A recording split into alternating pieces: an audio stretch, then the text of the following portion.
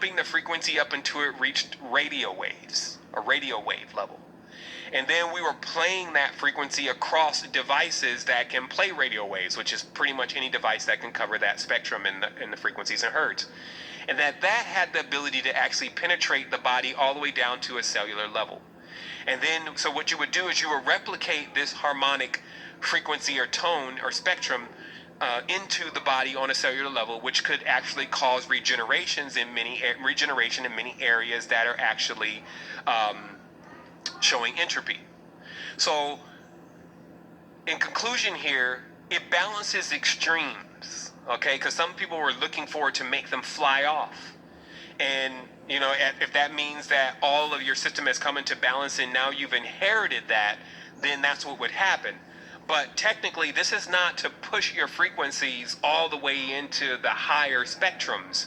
It's actually to harmonize frequencies and even take frequencies that are too high and bring them into the middle, and take frequencies that are too low and bring them into the middle and actually create balance. So this is why many people that use the 528 hertz, because even the sound does help, sometimes they don't feel like that they got the benefits that they thought they were going to get from 528 hertz because they were thinking that, hey, this is going to take me into a whole nother planetary system, when really, once your consciousness is brought into balance, if that balance equals that your vehicle is capable of doing that, then that's where you would go.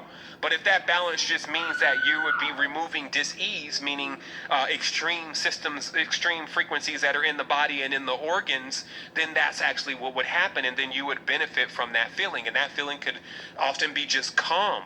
It could often be contentment in a certain way that, okay, you know, I feel like that I'm harmonized with the reality around me. It could ease you when you're experiencing things like an argument and then you got all this anxiety. So that's really the use of 528 hertz. I mean, there's a plethora of other uses, but that's what it's doing. It's not raising the frequency into this high spectrum to where you can glide across stuff, but it will correct the frequencies and put them into the center. And if that correction means that your consciousness is at that stage, then that's what you'll inherit. And I said that quite a few times that way, and it's because that we develop consciousness over time.